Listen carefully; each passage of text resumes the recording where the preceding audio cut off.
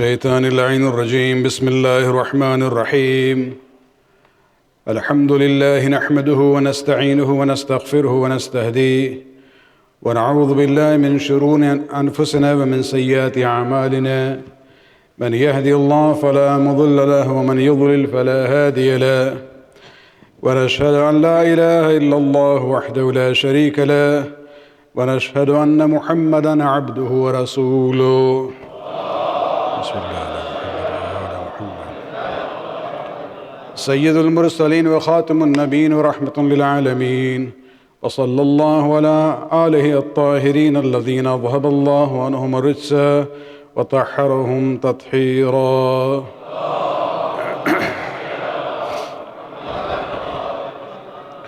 أوصيكم عباد الله ونفسي بتقوى الله.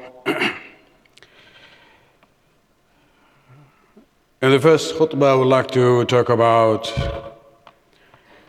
the issue of minorities. We see that right-wing parties are gradually gaining strength, whether it is to some extent in North America, mostly in Europe, and this is spreading all the way to India, where we see that when they come into power, they basically marginalize the minorities. And the BJP government of India, basically they passed this Citizenship Amendment Bill, which will grant citizenship to 6 religious minorities from Pakistan coming into India and from Afghanistan and or Bangladesh. And the communities who have been named in that amendment bill, basically the Hindu community, the Sikh, the Buddhist, Jain, Parsi, and Christian.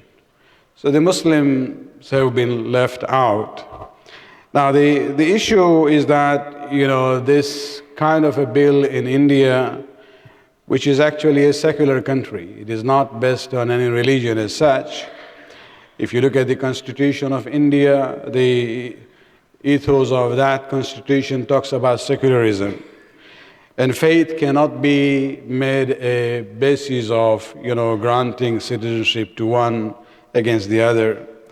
And those who are opposed to this, they are basically saying that the minorities, even there are minorities within the Muslims, whether in Pakistan or Afghanistan, or if you look at the surrounding countries, if the issue is that they are persecuted, it's not only Hindus.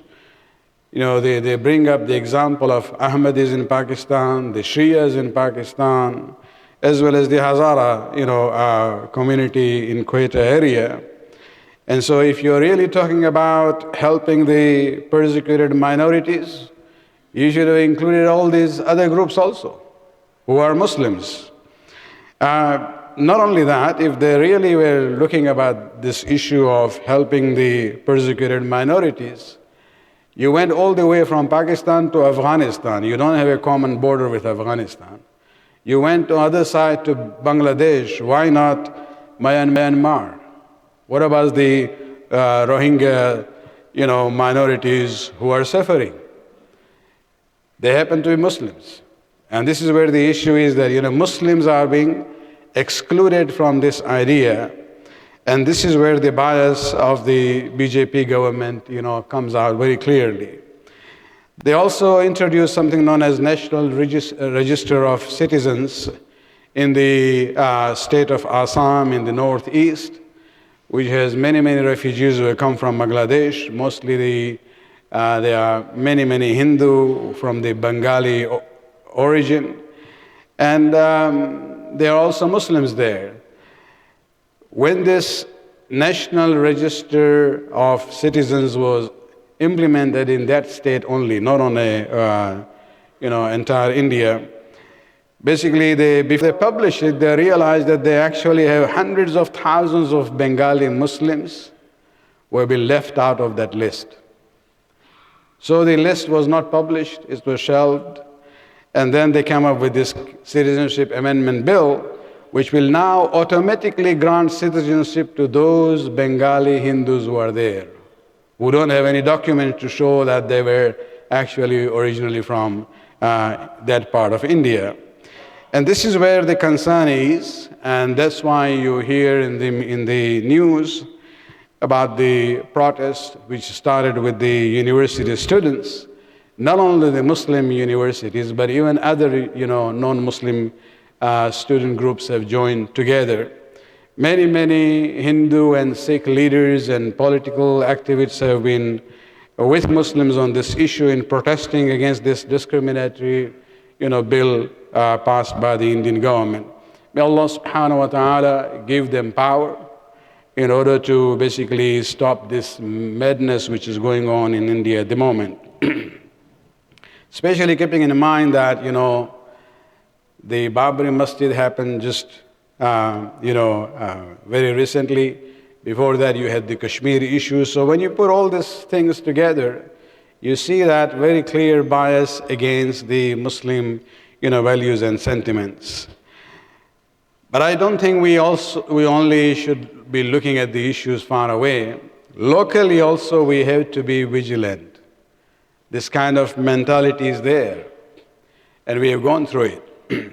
If you remember the Tory government of Harper, they basically passed the bill which is known as Bill C-24, where the bill basically said that even if there is a fellow Canadian born, and if he is convicted of crimes of terrorism or treason against Canada, they will be thrown out. Their citizenship will be stripped, and they will be sent back to the homeland of the parents.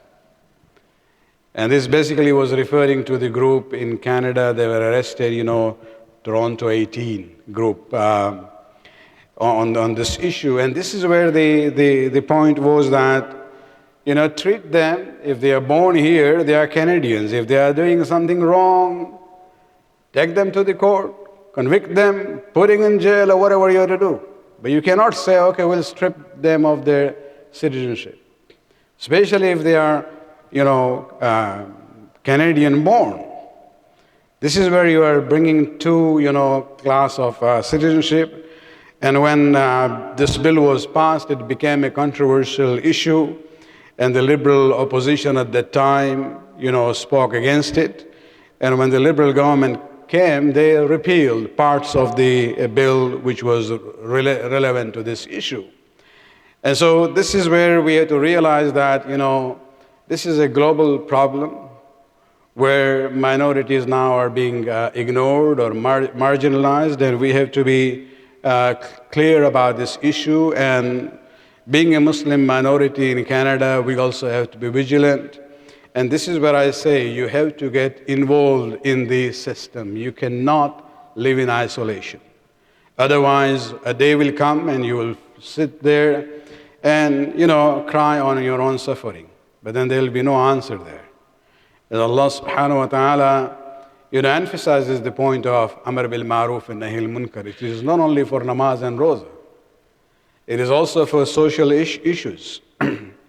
And if we don't get involved in Amr bil Ma'ruf and Nahi al Munkar on that level, according to the hadith of the Prophet, the evil people will come to rule over you, and then you will sit down, pray to Allah subhanahu wa ta'ala against them, and Allah will not listen to your dua. Because you didn't do your part, which was to stand up against zulm, which was happening at that time. May Allah subhanahu wa ta'ala give us the tawfiq to understand the wisdom of Islam, especially. Let me end with this statement of Amir al-Mu'minin Ali ibn Abi Talib alayhi salatu wassalam. And this is just one sentence from the famous letter that the Imam wrote to Malik Ashtar, where he says, لَن تَقَدَّسَتْ أُمَّةٌ لَا يُوخَذُ لِلضَّعِيفِ فِيهَا حَقُّهُ عَنِ الْقَوِيِّ. He says, no nation can ever be considered to be muqaddas, sanctified or holy or good, unless the right of the weak one in that society is taken from those who are the stronger ones. And that is the criteria of taqaddus as far as the civility or honor of a community and a nation is concerned. إن أحسن الحديث كتاب الله العزيز بسم الله الرحمن الرحيم والعصر إن الإنسان لفي خسر إلا الذين آمنوا وعملوا الصالحات وتواصوا بالحق وتواصوا بالصبر.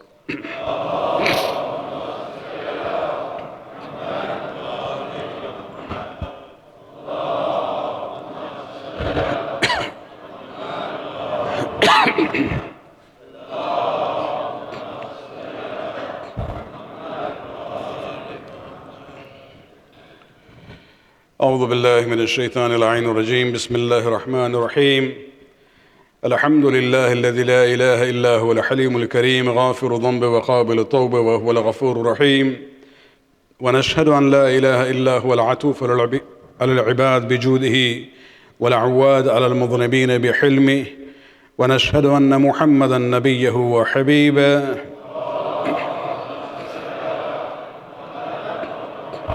سيد المرسلين والشفيع المذنبين ورحمة للعالمين صلى الله عليه وآله الداعين إلى سبيل الله بالحكمة والموعظة الحسنة قادة الأمم وولي النعمة ومعدن الرحمة أوصيكم عباد الله بالتوبة ما سلف من ذنوبكم.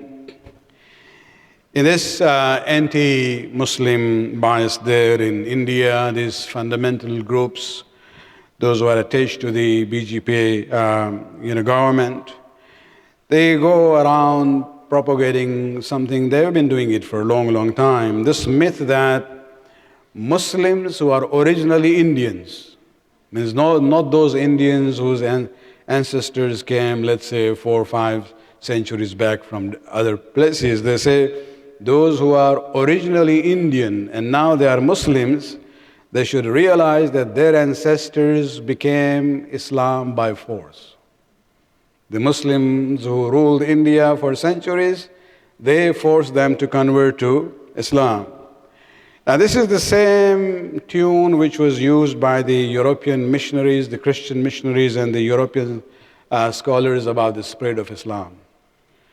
This image that a person on the horse with his sword in one hand and the Quran on the other hand is very, very common. This is how Islam spread.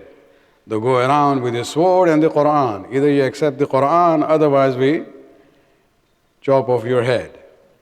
And this is, Christian missionaries actually started propagating that first, and then it was carried on by the Orientalists, the European scholars, when they talked about Middle Eastern Islam.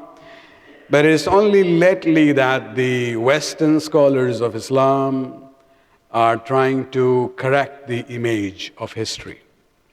I'll just give you one quotation from Ira Lapidus, whose book, A History of Islamic Societies, is one of the references used these days. And then he talks about it, and it's very interesting. He says, the question of why people convert to Islam has always generated intense feeling. Early generations of European scholars believed that conversion to Islam was made at the point of the sword, and that conquered peoples were given the choice of conversion or death. This is what he's talking about, the earlier generation of European scholars. Then he says, it is now apparent that conversion by force, while not unknown in Muslim countries, was in fact rare. Many conquerors ordinarily wish to dominate rather than convert. Many conversions to Islam were voluntary.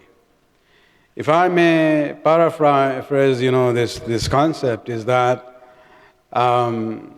many times we hear about futuhat of the Khulafa during the early days. They were not in the business of spreading Islam. They were in the business of spreading the Muslim empire. There is a difference between, spreading expanding the Islamic empire by sword versus forcing the conquered people to become Muslims. If you look at Egypt, for example, or Iran, Fars and Egypt were the frontier province of those days, early days of the Muslim Khilafat. And during the days of Umar ibn Abdul Aziz, this is much, much later on during our fifth Imam's time, we see that Umar ibn Abdul Aziz wrote a letter to his governor in Fars and Egypt, two opposite sides of the empire, asking him that what is the problem that we have, we control those areas for so long, but the majority of those people are still not Muslims. And this shows that, they ruled those areas, but they did not force those people to become Muslims. One of them, from Egypt, he wrote a reason there. He said, if they become Muslims, who will pay the jizya to us? They were more into, the treasury being filled with the tax which is taken from the non-Muslims. Because zakat and other things are not applied on non-Muslim citizens, so they have another tax, which is known as jizya. So they were more in the business of expanding the Muslim empire and not the Islamic faith. Even if you look at the last empire of the Muslims, which ended with the First War, the Ottoman Empire, the Turks who ruled Greece for about 5 centuries, it's just next door. But you will never see that the Greek, people converted to Islam. Very rarely. And they ruled that area for 5 centuries. Why? Because they were not in this business. They said, military and foreign affairs we will control. And we want you to pay the annual tax which is due to us. The rest, whatever you do internally, they left the church manage the country. And this is where we come to realize that there is a difference between the spread of Islam as a faith and the extension or expansion of the Muslim empire. And the same story is about India. They ruled India for about 800 years. Muslims when they conquered there. But you will never ever see in any stage of that Muslim history that the Muslims were in majority in that country. Which shows that they were not really in the business of, forcefully converting people into Islam. A very prominent journalist and historian of India, Dr. Khushwant Singh, was also editor of a prominent weekly magazine in India. He has a book, he comes from the Sikh background, he has a book called A History of the Sikhs. There he talks about the early days of Islam in India. And he very clearly states that Islam was spread in India not by Muslim rulers, but by the Muslim spiritual masters and missionaries. So there is this myth we have to keep out of our mind. We get bombarded with that, and this is where we realize that even if you look at the example of Indonesia, let me end with that example. If you look at population-wise, the first country in the list which has the largest Muslim population is Indonesia. No Muslim army or navy ever stepped in those areas. This was all conversion by the missionaries and by the Muslim merchants who by their akhlaq impressed the local people. A point that Muslims in the West are missing out. We so much think about assimilation, we do not think about our duty and role in the Western society of spreading Islam not by books and TV programs, but by our own akhlaq. Imam Ja'far al-Sadiq alayhi salatu wassalam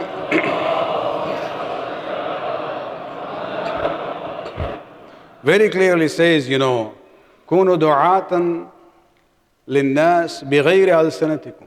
Be du'at. Du'at means da'i, a missionary. Those who call others to Islam. Call people to Islam, but not by your words, by your actions. How you interact with them, the honesty. These are the issues which should be, very important in our mind, that wherever we interact, especially with non-Muslims, it should be in such a way that we are not just an individual, we are actually member of the Muslim community. And whatever we do will have an impact on our faith. Especially if you're a Shia, remember, the Imams have a statement where they say that, be Zayn for us and do not be Shayn for us. Zayn means beauty and zinat. Be a source of beauty for us that people would like us and love us when they find out that you are a follower of Imam Ja'far as-Sadiq. They will respect Imam Ja'far as-Sadiq. Do not be a disgrace for us, because whatever you do, something bad will reflect on us as your Imams. And this is something we have to keep in mind at all the time. And this is how we'll be able to actually not only negate the wrong propaganda against Islam and Muslims, we'll be able to have a positive impact in this part of the world, inshallah. اللهم صل على سيد المرسلين والشفيع المذنبين نبينا محمد صلى الله عليه وآله وسلم وعلى إمام المتقين وأمير المؤمنين علي بن أبي طالب صلوات الله عليه وعلى سيدة نساء العالمين سيدتنا فاطمة بنت رسول الله صلوات الله عليها وعلى سيد الشباب أهل الجنة الحسن المجتبى والحسين الشهيد بكربلاء عليهم الصلاة والسلام والأئمة المسلمين علي بن الحسين ومحمد بن علي وجعفر بن محمد وموسى بن جعفر وعلي بن موسى ومحمد بن علي وعلي بن محمد والحسن بن علي عليهم الصلاة والسلام. اللهم صل على مولانا الحجة بن الحسن صاحب العصر والزمان.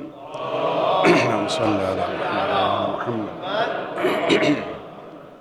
ما أحيا آثار البدء والطغيان هادي بأبنية الشرك والنفاق حاصل فر البغي والشقاق صلوات الله وسلامه عليه وعلى آبائه الكرام ما اتصلت الليالي والأيام. اللهم عجل الفرج وسهل مخرجه واكحل ناظرنا بنظرة منا إليه واجعلنا من المستشهدين بين يديه. اللهم اجعلنا ممن يذكر فتنفعه الذكرى. إن الله يأمر بالعدل والإحسان وإيتاء ذي القربى وينهى عن الفحشاء والمنكر والبغي يعظكم لعلكم تذكرون.